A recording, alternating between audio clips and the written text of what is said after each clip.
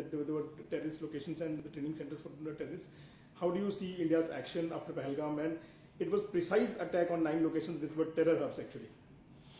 First of all, no doubt, India has the right to self-defense. I think it's a very clear message from India to the rest of the world, definitely from your friend Israel.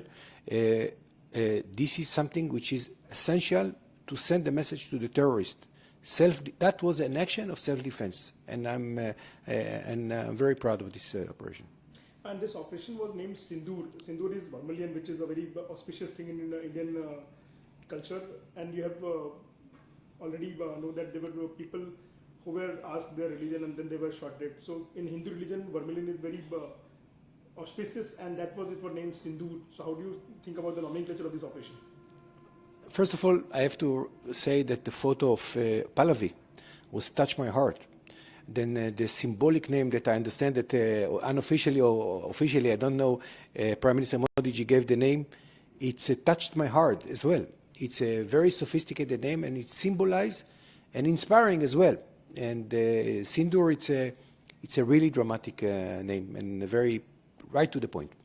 Sir, one last question. What do you see the future of all this escalation? Because India has responded what Pakistan has already done. So do you see any escalation? What should be the role of the global community in this incident? I don't know, but I have to say that the message to the terrorists was sent very, very clearly. India and rest of the world will not tolerate any terror activities in the world. Doesn't matter if it's in the Middle East or in India. Terror organization needs to know that action like that going to